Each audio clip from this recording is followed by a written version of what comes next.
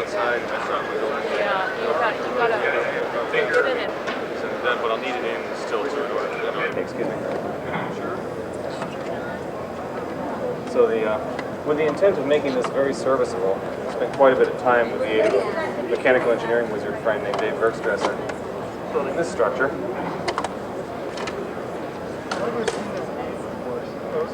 I've quoted him a lot in my postings. And of course, when it's open, everything is nicely accessible, and when it's closed, it's all well triangulated and stable. Even individual boards, I had a guy named Jim Gibson do this part. It's a freehand machining job, and all my circuit boards are paged now, so I've got access to things that have to be close to each other. In the previous version of the system, I was doing things like standoffs and stacks of boards with cables between them. And geez, it's okay once it's built, but if you ever have to work on it, it's a nightmare place to put parts. So. That's a solder tray, right? Yeah, that's off my old Weller soldering station. See? And this, there's a audio cross-point switching matrix right here. There's 8 audio lung lines that run the length of the bike, and at each site, console, rump, and trailer, there's 16 inputs and 16 outputs. So any device can be connected to any other under software control. Also, power management is all done with software. There's a 12-volt bus that's sent right off the battery management system that just runs everywhere. And the 3-terminal linear regulators are horrendously inefficient, so every device that needs to be switched has associated with it one of these power trends regulators, which is a 90% efficient switching regulator. And it's just a single bit off the processor, level shifted up to 15 volts, yanks the FET gate up to 15 volts to turn it on hard, switches 12 volts into one of those dedicated switchers, and then provides a nice clean 5 volts. Am I bothering you over there? Okay. Oh, okay. So you have the power supply on each board? It has its own supply? Yeah. In that way, in the previous system, I had like a big central 5-volt regulator, which was just sitting there burning up overhead, even when it wasn't doing anything particularly interesting.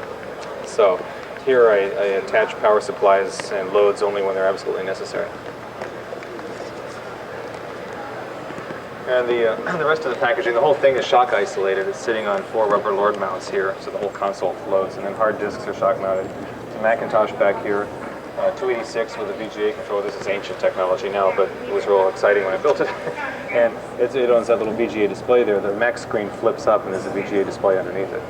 So I call it mechanical display paging. And the GPS board is down there. This is a little handheld cam set. Yeah, I repackaged a little ICOM Micro 2 AT. It happened to be unusual in the context of ham radios, and that all of the important stuff was right on the top panel. So I could panel mount it really easily and not be limited to the normal automotive scale radios.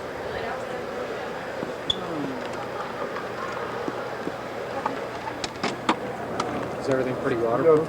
Well, it's rainproof. It's not submersible in salt water. There's a fabric cover that velcros over the front. I like those fasteners. These are from South Coast. They make a lot of really neat stuff. Yeah. A couple other products from them you might enjoy. Here's one.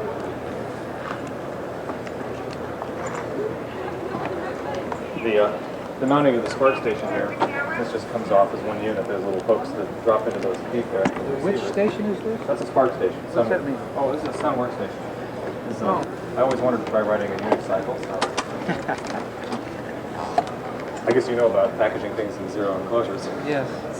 They don't provide the most convenient of all possible attachment points, but so this is a little ugly actually, but you might enjoy this part. To get a little extra power here, I had a fellow named Ron Covell make this whole aluminum shroud that just slips right over the top of the otherwise unmodified Zero.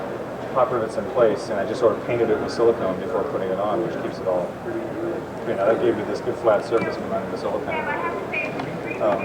And then in here, on the sub panel, there's a BNC connector for a UHF wireless intercom. It's a Motorola Radius product. It's 9600 baud RNet, and that provides a link between backpack and bike. So I can log onto the bike with this thing, go out through cellular modem or whatever. It provides that RF hook, virtual wire. This is a sharp color active matrix LCD. It's an absolutely beautiful screen, and nice backlit thing. It's a little power hungry, but it's great. And there's 424 meg of hard disk in here. So So this is my CAD, compressed video, all that kind of stuff. It's the thing that is sort of the big compute engine on board, but I can't use it while mobile. That's the downside of this packaging. That's what you use for the gist you get. Yeah, right. Exactly. Via the at 165 bits per second. Give us something to do for a week or so. Oh, that's what I was going to show you. Oh, that was the whole point of taking this off, was to show you these other fasteners. No, this is. Okay, Gary, good to see you. These are also South Coast. They're really sweet. Packets we ended. This enclosure, this and the trailer are all made with cellulose core silicon matrix polyester filled composite, which is corrugated cardboard assembled with a hot glue gun and fiberglass. So, and then outside to make it pretty, I did body work with Bondo and glazing putty and all that stuff, and then we had a coat of Hemlon and the front marine epoxy, and back here was emerald.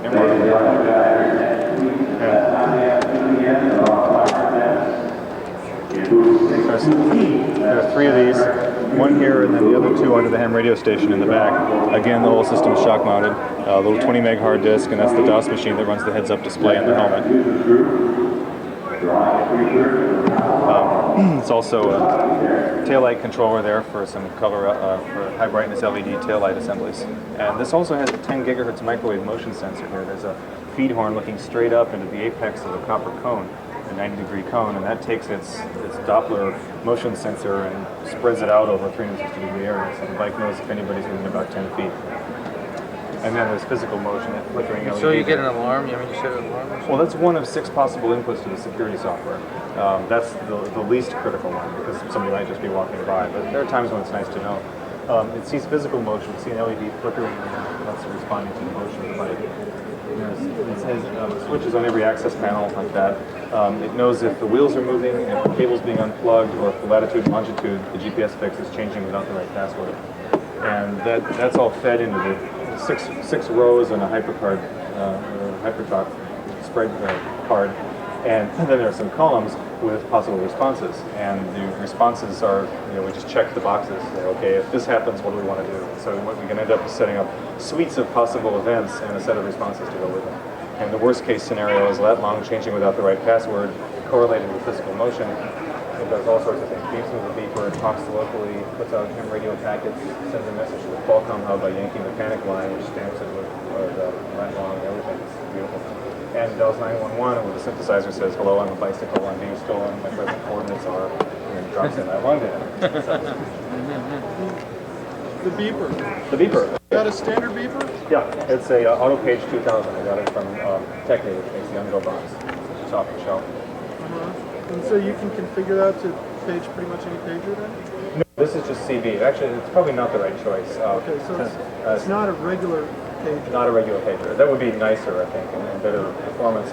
But this has worked pretty well. As long as I'm within a mile or two, it seems to be pretty stable. And it's cheap. So I just dropped it in, moves down next to the satellite station. How much do they cost? I don't know, $150 or something. Actually, the way I really want to do it is, since I'm always carrying a dual band ham radio, I can have the call channel being scanned and have it page me with ham radio and then send me real interesting information, like what level security alert is it?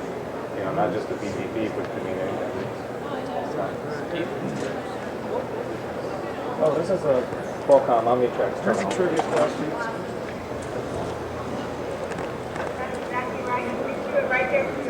This is a widespread spectrum email path. And this is my internet mail, depending on the software switch at both ends of the link. I have a Spark station down in San Diego and a Macintosh here running Eudora. And at this end, I can select which COM toolbox tool it uses. And at the Spark end, I can tell it which path to route my mail. And then I can either log onto it via cellular modem at relatively high speed, or wireline, of course, get my mail that way, or pipe everything through here, filtered to minimize long messages and other kinds of noise. You said 175 bits? 165 bits per second. But it sits there in the background, it just does its thing. And I wouldn't use it for interactive sessions, but it's a wonderful way to get mail. How does it get access to that? How does it work mobile? Beautifully. I'll call Qualcomm. This is the first time one of these terminals has ever been used for email, but they've put about 20,000 of them in the field for truckers. And so all we really did is write code at both ends and use an otherwise unmodified terminal. So it's I believe they're willing to offer it as a product now, which we've proven that it works pretty well. So if you have to be away from cellular sites and you still need email, and you don't mind carrying 25 to 30 pounds of stuff that draws about 3 amps, then it's a wonderful solution. Why does it take that much power? I mean, other than the motor for... Oh, well, there's a whole box down below that runs this. I mean, there's a lot of, it's the Viterbi decoder and some bunch of spread spectrum stuff and a processor. And oops. Yeah, I did. These normally come with ones that screw together. And I had so many people wanted to see what's under the cover that. So you put it in. Yeah. How much does the equipment cost? I think between $4,000 and $5,000 for the terminal and about 0.2 of a cent for a transmitting character. So that's the quick overview. Thank you. Here's a trivia question. Yes. If you're going to have, if you were going to page yourself with the handbags, would you have the status information typed through the voice synthesizer, or would you send it to yourself in Morse code? I'd probably use CW just because it's discreet and simple and requires less stuff to be working. Right. So, anything having to do with security and survival, I try to keep it as simple as possible. Like, for example, my light switches and things like that, I can't even turn on the lights with the computer because I don't want a software crash to minimize, to get in the way of safety.